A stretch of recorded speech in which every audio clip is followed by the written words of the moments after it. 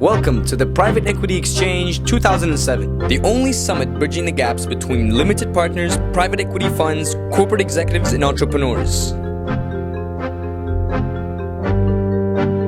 The Private Equity Exchange is the only venue where LPs, private equity firms, corporate executives, and entrepreneurs meet, enabling them to move quickly from ideas to deal crafting.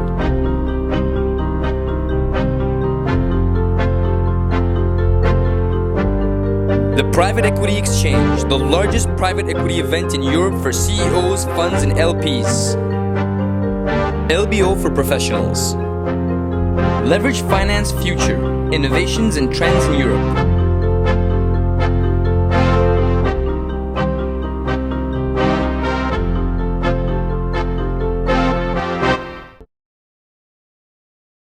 So obviously this is a very important panel because of the I don't know if we should call it subprime crisis, CDO crisis, and what's in the name? The leverage finance is an interesting state because, you know, it's just basis point on one hand. But the way you can mix up those basis point flow is actually being changed every single year. It's being improved. With Mezzanine, Park Square Capital is here. With lawyers, Gide Nouel is here. Alcentra knows something about meshing and mashing basis point. With debt, senior, second lien, high yield, listed, not listed, la la la. So every single year there's been advance, innovation in leverage finance. And every year we report through this event on those innovations. Sometimes the innovation has been done 10 years ago, but it's picking up. Sometimes it has been done the year we talk about it, and it's not picking up, it's blowing up, or it's blowing point. So I'm going to ask each panelist to introduce himself in just one line to give a context, and then we'll have the floor for discussion. My name is Loïc. Good morning. I'm a leverage finance partner with Alcentra in Paris. Have a fairly good overview of current market conditions. Wouldn't like to say we know with any certainty what's going to happen, like everyone else, but talking amongst various partners and various offices gives you a bit of insight into what's happening. I'm looking forward to hearing other people's insight also. My name is Franck Duhamel. I'm a principal at PIK Capital. PIK Capital is one of the major mezzanine investors in Europe in large buyouts, and we typically invest 50 to 500 million euro per transaction. I'm Nathalie Savey. I'm heading the leverage finance business in AXA IM. We have started to develop, to manage leverage finance assets back in 2000 at the very beginning of the institutional market. We now manage close to 5 billion euros of assets through different types of funds, either CLOs and CDOs, but not only, also credit funds, low-levered funds, non-levered mandates for institutional investors. A great mind. Who says that Paris is not a financial center? Where are you based? Paris? Yeah, we're based in Paris. London, watch out. Tom McGrath. I'm an executive director with the Leverage Finance Group of Natixis. We have a portfolio of about 5.5 billion euros of leveraged loans, split pretty much 1/3 in France, 1/3 in the US, and 1/3 in Europe outside of France. Eric Carquinillo, I'm a partner in the law firm Gide, Nouel, which is the largest French law firm. I'm more specialized in leverage finance, and I've been also involved these last years in whole business securitization. Loïc Fery. I've run structured credit and CDO groups at various investment banks in the past 10 years, and lately I was global head of structured credit and CDO at Calion, the investment banking arm of Crédit Agricole. I want Loïc I want to thank Loïc for being here because there's been a lot of rough stuff going in London in CDOs, and now he's acting as an independent, and or for different companies in the background, but as an independent, and he will provide a fresh air to a very structured market. First topic, we've agreed to talk about the three-way battle between debt holders for value, of course, not for life. The three-way battle between debt holders, private equity funds, and leverage finance, MLA. A couple years ago, it was very simple, and when I say a couple years ago, it's probably 2 years ago, 3 years ago only. And the business was basically that the bank would, keep the buy and hold or syndicate. And then it was the hedge funds and the CDO engineered by AXA, for example, who changed the game with the help of everyone. So obviously during the summer, the three-way battle, the rules have changed. How do you see things going forward?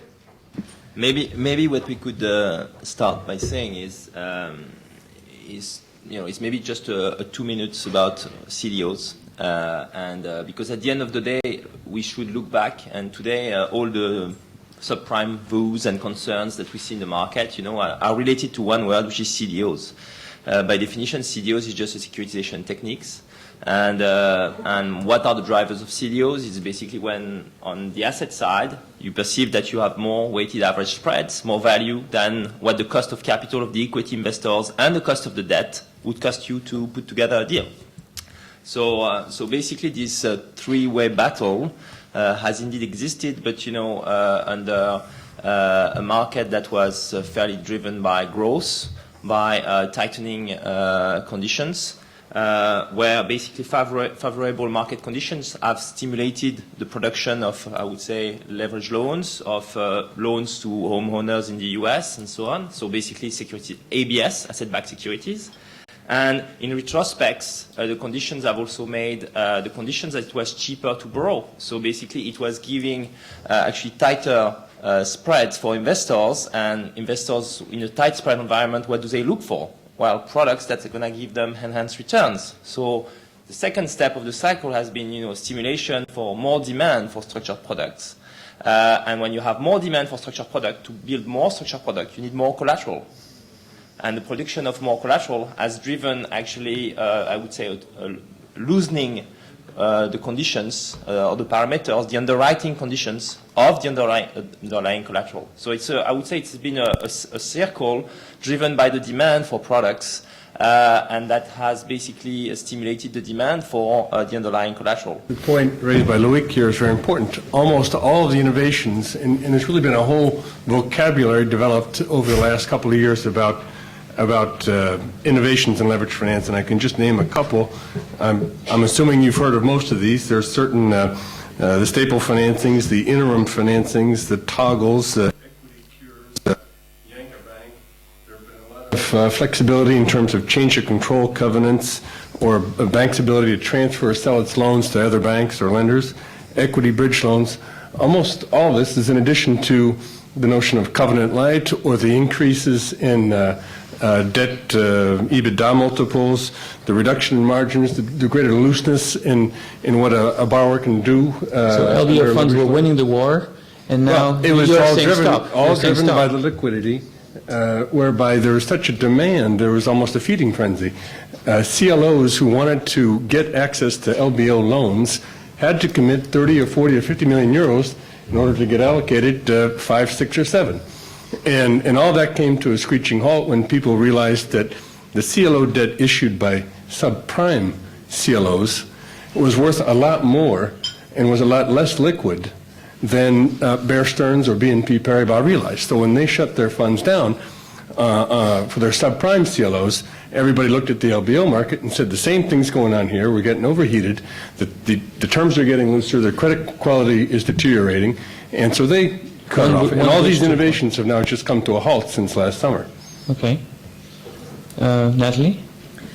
Well, I think every crisis period leads to innovations and finding solutions to exit those crises. Obviously, rather than talking about a three-way battle between the different kind of players on this market, I would prefer to talk about a three-way partnership. Everybody needs everybody. And private equity business have been able to explode over the last few years, thanks to new flows of liquidity coming from other markets, reallocation of other markets. One very new thing that has accelerated. I don't think it was not expected, but it came more quickly and more suddenly than what everybody would have thought, is globalization of market. We all realize now that the European leverage finance market is not to be taken in isolation. We are not only private equity funds, LBO lenders and LBO arranging banks, dealing all together in a nice world. There's the subprimes, all the liquidity available today and the conditions for the market to continue to grow and to develop is driven by equity markets, by other debt markets, by the subprime, by other areas in the world which have an influence on how the European leverage finance is going to behave going forward. So I think the important thing about it is, we have to all find a solution about the existing situation, which is that the banks hold tons and tons of debt on their balance sheet. They will, even if they have marked those assets down, they will have to be able to sell them down in order to be able to recover underwriting capacity. This is the first step to go. And the second step is to recover more reasonable terms of financing, because obviously the excess of liquidity led, as in all markets, to more excess in terms of leverage, in terms of light governance, and so on. So I think this will have to be taken step by step. There are different solutions, both on the asset structuring side, on the fundraising side as well.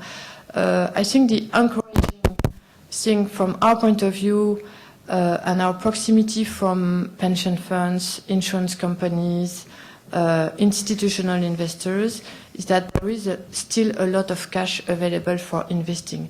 This asset class is still very attractive for institutional investors, not only because of the repricing effect, but also because of the intrinsic characteristics of the asset class. So there is a lot of money available. We've raised 500 million euros between July and October for new investment in leverage finance. So it is going to take some time, but the fundamentals remain there.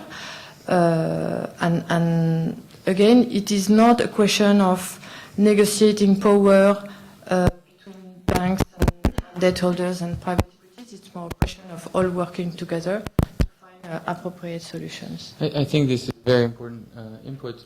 I think it's probably both, with fear comes battles, and with peace, and maybe with women come working together. But beyond the philosophical part, it's true that when you feel free to question the assumption in my way of framing the question and the issues.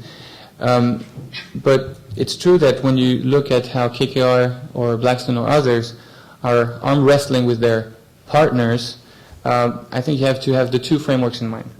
And I think you have to have in mind the timing, which is fear leads to the dark side. And thank you for the light. Vicky. Yeah, just coming back on this battle. I mean, to an extent, there's always been a bit of a battle in terms of people have different interests. But the fact is, one can't do the deal without the other players. So I agree to an extent, it's not a battle. It's very much a partnership together, getting deals done. And I think that's probably even more true in the current environment. However, there is a shift in the balance of power, if you will, or in terms of what people need in order to get a deal done. And you do see the terms and structures moving somewhat. I wouldn't say that it's a question of turning back the clock and going back to old structures. It's more adapting current structures to what people really need in today's environment.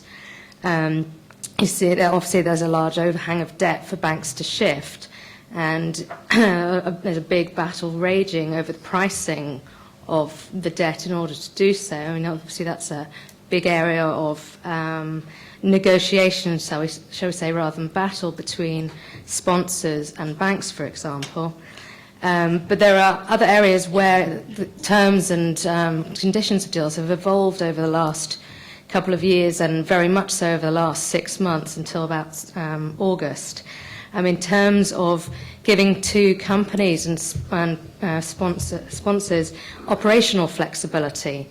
And I don't see that as an area that's going to backtrack to the position a couple of years ago. I think where there have been sensible innovations, that those are not going to change. Those will remain. People accept that those are sensible, they're useful. Those don't necessarily impact on the pricing and the transferability of the debt. So I think that there's a need to distinguish in the current changed environment and what current deals are looking at. There aren't that many, so it's hard to say. No one was really predicting. But I think there's a need to distinguish between what people need in terms of pricing and the right to shift the debt, and the real kind of bells and whistles, if you will, in terms of syndicate management provisions. I think they're here to stay. Some people may disagree and say those are things that banks want to change, but those are areas where I think people accept they're sensible and they don't need to change in the current environment, unlike perhaps pricing leverage. Do you want to comment? Yeah, I just want to come back maybe on because the name of the panel is Innovation, which I think is right now misleading. Because frankly, when I talk to sponsors, they don't ask me what's going to be the cash margin, or do you want to have a toggle feature on the mezz, or they just want to make sure that they've got a financing. That's the critical part. So I would rather say adaptation to new market conditions rather than innovation. I think in this context, the mezzanine is the critical part right now in the capital structure. It's a great time to be in the mezz. I think Jean mentioned in the previous panel that leverage multiple were down. I think it's true, about at least probably 2 turns. I think also right now the equity markets are still high. And so the mezz is right now basically the critical part in the capital structure, just to plug the hole between the vendors and the buyer expectations. So it's really the critical part to make a deal happen.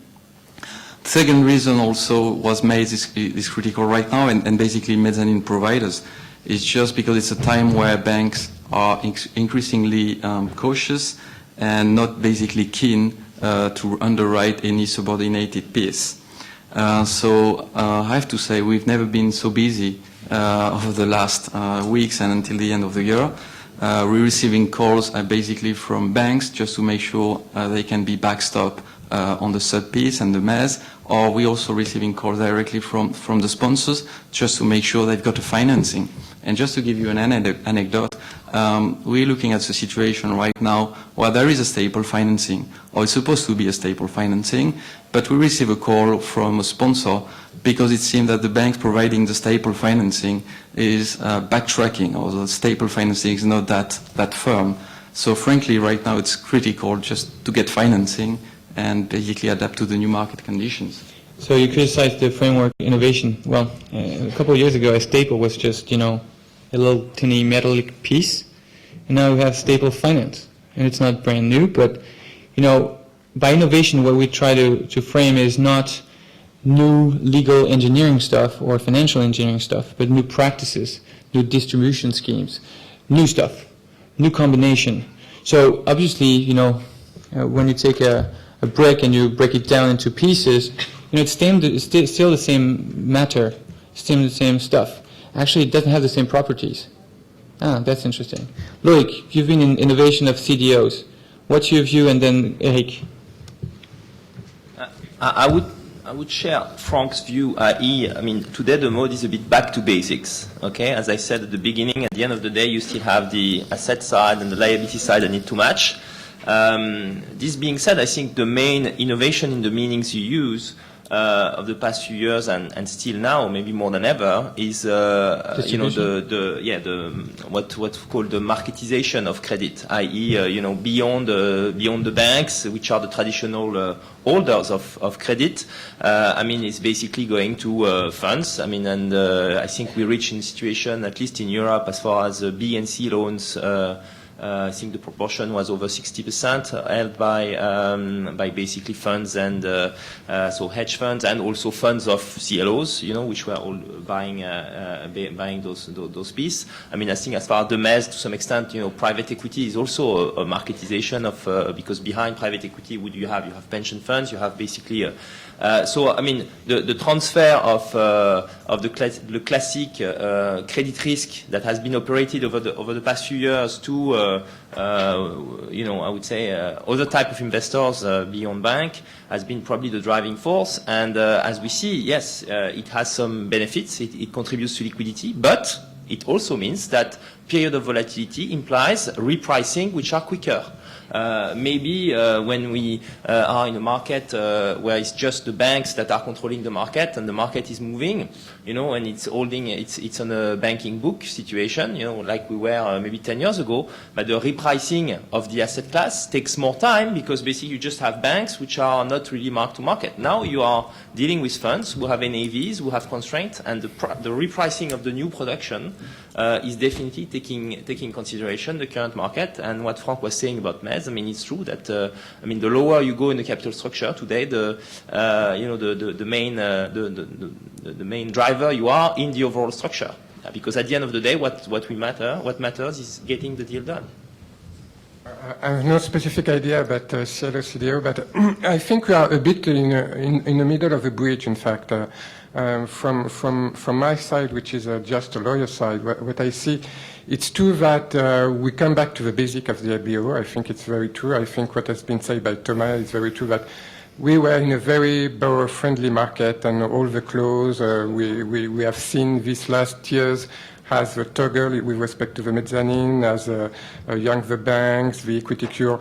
All these clauses tend to disappear, and that's true that we come back to, maybe it's good, to a market which is more balanced. And I think it's, for a lawyer, it's quite interesting because we were in a market where the documentation was in a very same side, and we still have to repeat precedent, and the precedent, each time was a bit of shape for the investors. So we come back to maybe something which could be more interesting and which is more safe on the lender side. But I think it's not just that, because I like the idea which has been said that the crisis will lead to innovation. Today we are not in a position, I think today, and maybe it was different from the previous year, we are not in a position to say clearly what are the innovation in the market. In the previous year, we have, for example, the whole business securitization, where the capital markets was very open, which is not necessarily the case today. So it appears to have new trends. But I think we will have innovation in the near future. For example, I will take two examples. It has been said in the previous panel. What we see more and more as lawyers, for example, it's the interest of the investors, of the equity investors, also for the debt market. And today, there is a new market, I think, which is clearly the debt market, not necessarily the equity market, including for the equity sponsors. And we see a new fund to be set up of people who are thinking about how can I buy debt, which is in any case senior to equity, when it's a good risk and when it's traded below the face value of such debt. And I think that maybe that will be a new possibility, new market, which will be open in the next months. I will thought also about what could be another trend in the future, and I think in the very near future. Traditionally, LBO was a transaction person to which you will take a majority stake in a company. And today we see more and more also equity funds which are thinking about how create and set up a kind of PIK transaction, taking a significant portion of the capital of a listed company, but not necessarily with a view to become the majority shareholders, and to use also new type of financing product, which is not necessarily the mezzanine, which is not necessarily the classic lending market, but would come more to equity derivative product, as for example, equity swap. So I think maybe we are a bit in the middle of the bridge today, but I'm sure the innovation will come in very, very quickly. Nathalie, do you want to elaborate on that? You have a very liquid position and a very innovative company in terms of structured products, in terms of way of investing, in terms of way of positioning the bargaining battle? Yeah, I think Peace. what we've developed over time is access to leverage finance asset class for non-bank and institutional investors. The way, obviously, our role is to support and drive the disintermediation of the market. What does this mean? It means that we've started back in 2000 at a point where the managing leverage finance assets meant more or less buy and hold, doing credit fundamental value, getting the carry from assets and hold them. Because of more diversified type of investors joining that market, because of more liquidity arising on the market, we've been able over time to much more actively manage the portfolios and generate value not only from the carry and from the credit performance of the assets, but also from relative value, from strategic allocation on the best areas of the market, from other ways of from active trading and from other ways of generating performance than just hold the assets.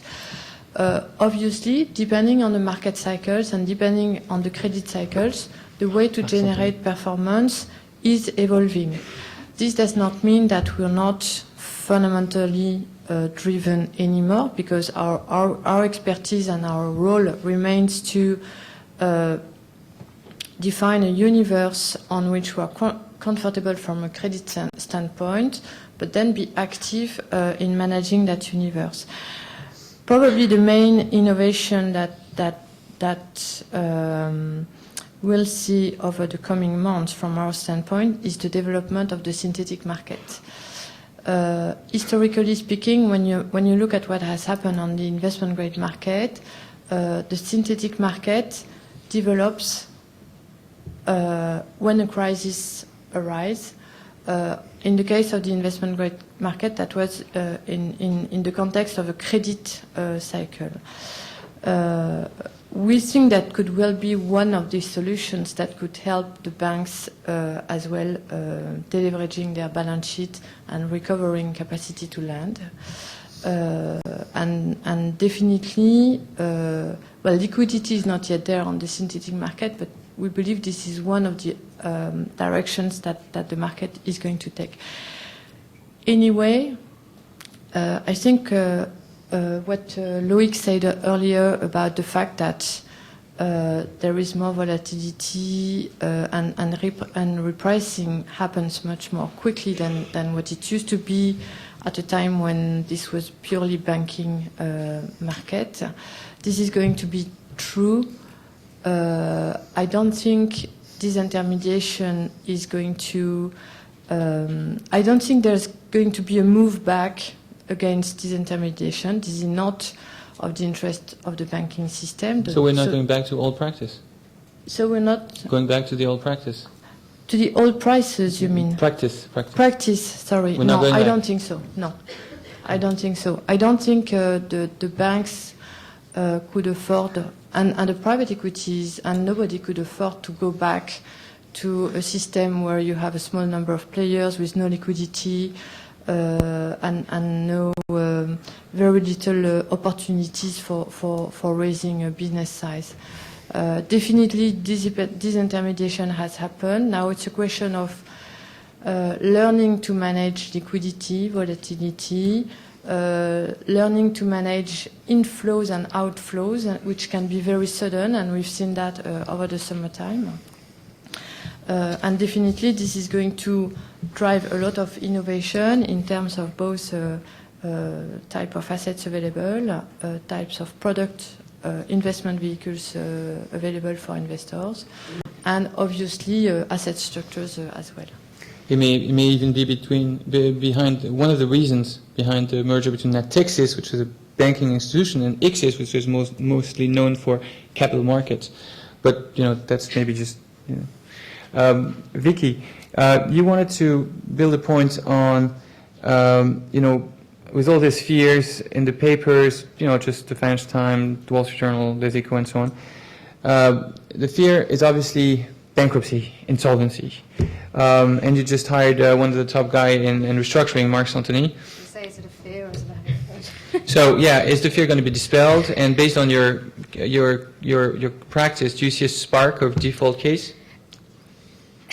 Not at the moment. I think that the last panel made the point that this is a liquidity crisis at present. It's not that the deals are fundamentally flawed. Yes, there will always be some, and yes, there's a lot of deals that are very highly levered. But I think you've got to bear in mind that because of the supply of liquidity over the past few years, and hence the terms in the documentation, it's quite hard to breach those terms and to cause a material default. A lot of these deals were done with only bullet debt, term debt in there, with no amortizing tranches.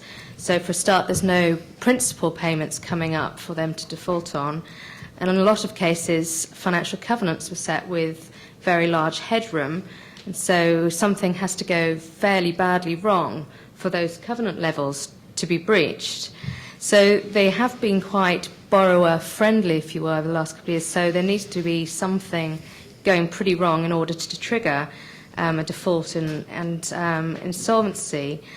Having said that, obviously it rather depends on the sector that the companies are in. A lot of sectors are less immune to consumer sentiment than others. And obviously there's a credit crunch, liquidity crunch. There's also consumer confidence. People stop spending. That will have more of an impact on certain areas than others. So I don't see a great raft of insolvencies coming in the short term. At least I hope not. Whether or not in a couple of years' time, when we move into interest rate hedges coming to an end, to principal payments coming up, or bridges not being refinanced because the refinancing debt is just not available, then things will change, may change somewhat a year or two down the line. Thomas, would you say that Natixis is a dull company or an innovative company? And how is it innovative? Natixis? Yes. I'd say we're very innovative, Okay. largely because of our ability, as you say, to combine Natixis, which is a very credit-driven institution, a lot of structured finance expertise, with ICSIS, which is a very capital markets institution, and a large part of that capital markets is securitization. Now, we're going to have a big slowdown in our New York activity, which is very much oriented to the subprime market.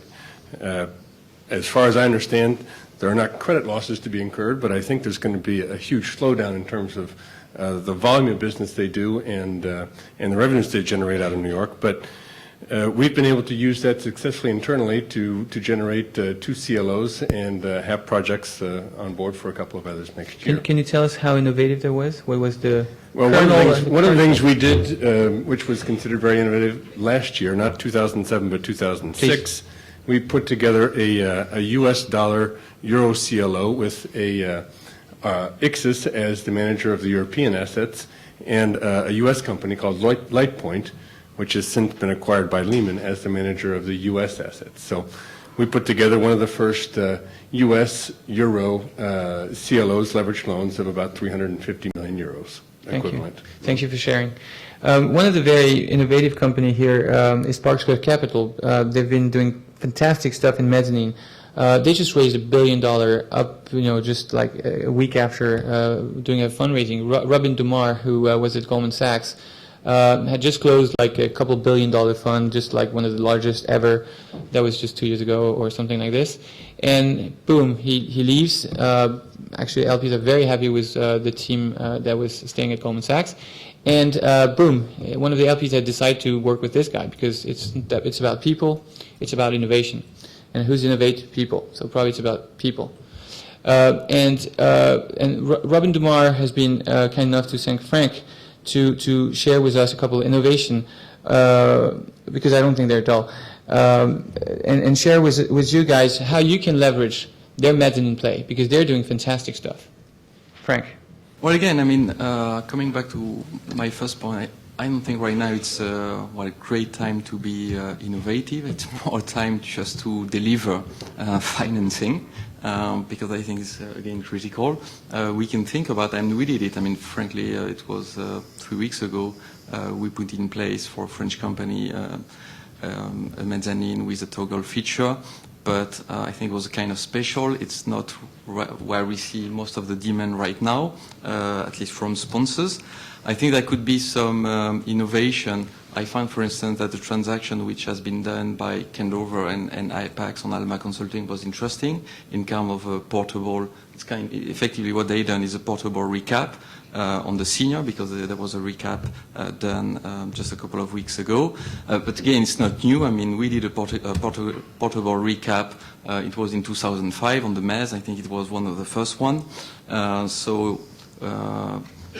This situation might happen again, but I think that they already exist. I think an area where we can see some innovation or creativity is situation where there has been a recap or at least a refinancing where the sponsor and the company are very keen to keep it in place, because obviously it's our very attractive conditions.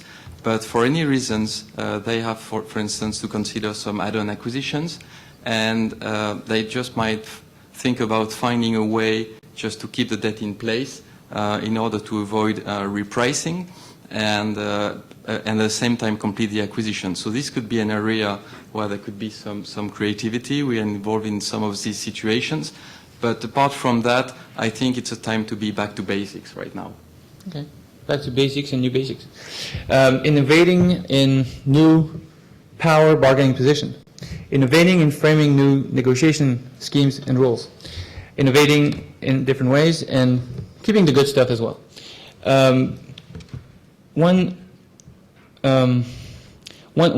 framework I'd like to share is, and it's not mine, it's just a Harvard Business School classic, is the trade-off between marketing and strategy. You know, the thing is with the finance industry as opposed to venture capital, for example, the finance industry is very conscious of trade secrets. And they don't share. They fear each other to some extent. And that's very natural because, you know, when you build great stuff, you don't have to share it. However, if they want to have a very strong ecosystem, like Nathalie was mentioning, have a strong ecosystem is the key. Then you have to share to some extent, because you cannot do stuff alone. You build a small institution. Well, look at what she does. You know, both AXA has built the strongest, or one of the very strongest institution in asset management, to frame it this way, and insurance to collect it.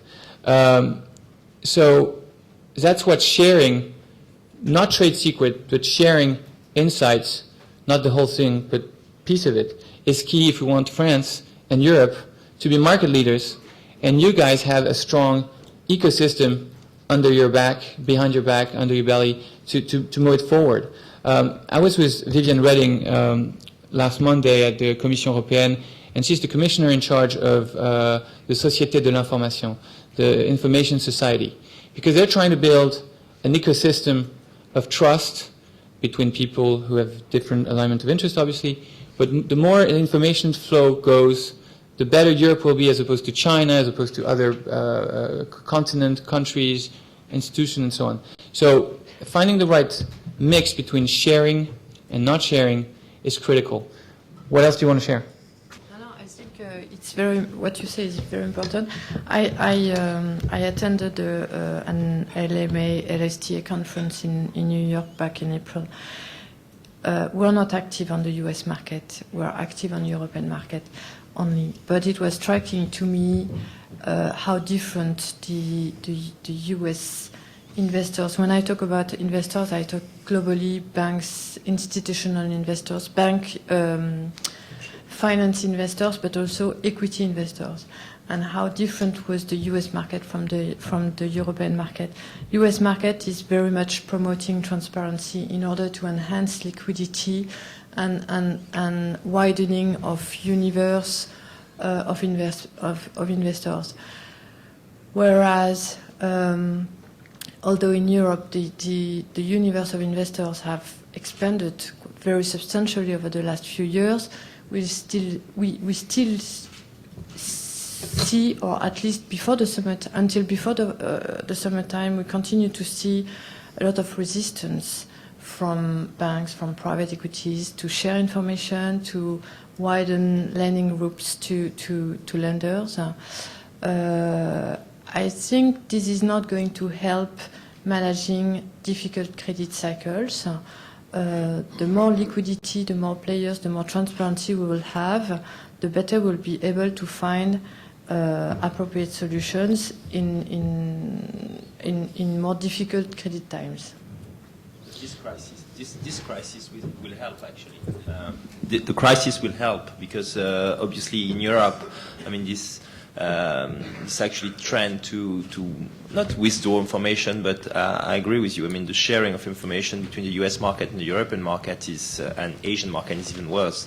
Actually, as far as this is concerned, I mean, is clearly one step behind. But I mean, at the end of the day, what we're talking about is disintermediation. I think the US financial industry is much more disintermediated than Europe and than Asia. And I think the more crises there are, the easier it's going to be for disintermediation. Because what disintermediation means, it means that when there's a crisis, well, for investors, after the crisis, there's more value than before the crisis, okay? And probably financial institutions have more pressure to basically disintermediate going forward. And all the rules about, capital allocations and so on that are changing and will be implemented in the financial industry in the next 2-3 years, I mean, will also make a big difference as far as the forced disintermediation. Thank you.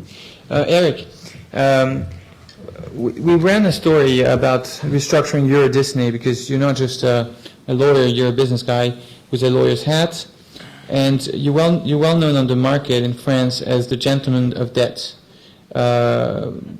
You're trusted by just about everyone, I believe.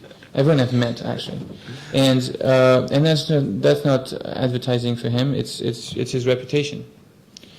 And when you shared with me some insight about how you, with your client, or how your client, with your help, innovated ways to restructure your Disney, and I know I'm outbound and out of the LBO, pure LBO topic, but it was basis points. It was leverage. It was leverage on a brand called Euro, Disney, and Disney. So it was some kind of leverage finance in itself on a brand. And can you share with us how you did it, the innovation part? I don't know if it's public. I think what is important, you're right, to have said, and I share what has been said by Vicky, that we don't see many situations of default today.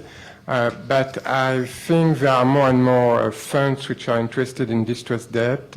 Also equity funds which are interesting to buy companies facing financial difficulties. So it's become today a real market. And I think what is very interesting, that it was not the case some years ago, is that one of the points we see as lawyers, which is a very tough point today in the discussion of the legal documentation, is the transfer and assignment provision, which was not really a point some years ago because there was so much liquidity in the market that everybody agreed to accept the rules. The rule was because of the high level of liquidity, you have a very good pricing, as we have said. So the rules was clearly today, previously, that you need to keep to the arrangers because clearly the syndication is the point for the mandated lead arrangers. You need to give them as much as possible flexibility to syndicate and to sell the debt to the CLO and CDO institution. Today, and I think that's a really interesting point because it's really one of the clauses which is the most difficult to negotiate, and generally, it's a clause at the end of the contract.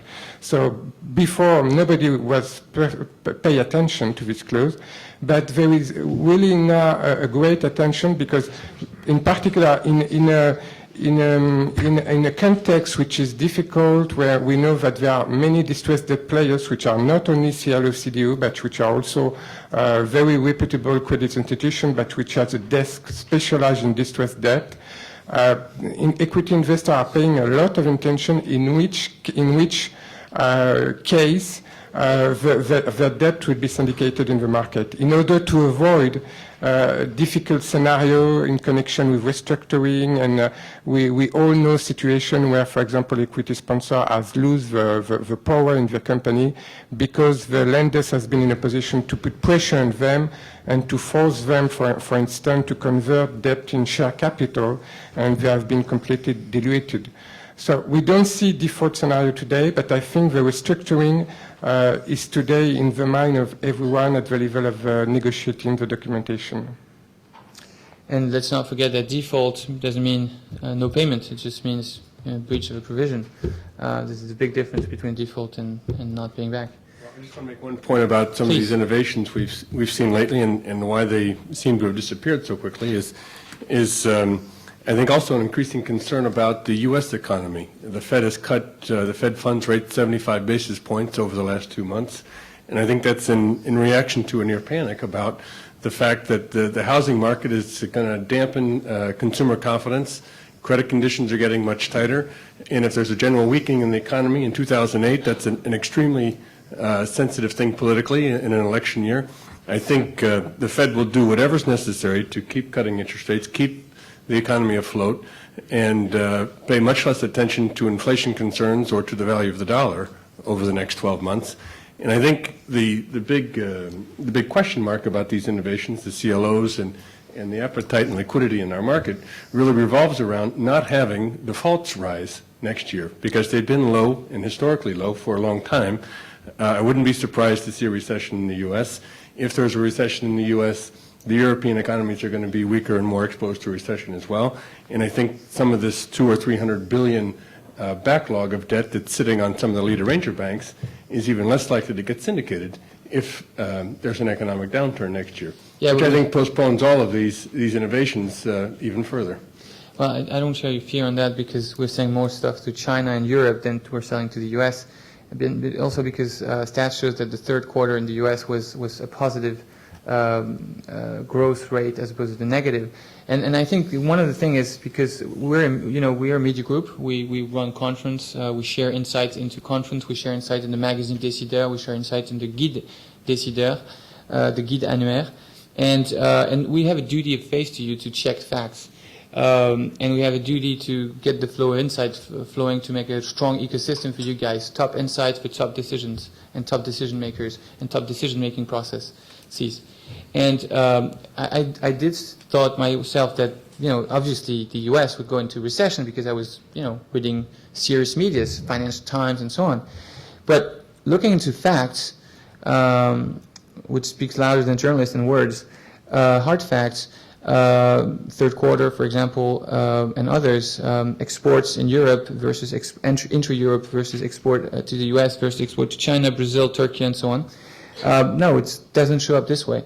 And the other thing is real estate CDOs have shot up in terms of default rate, not loss rate, default rate, from 8% to 16%.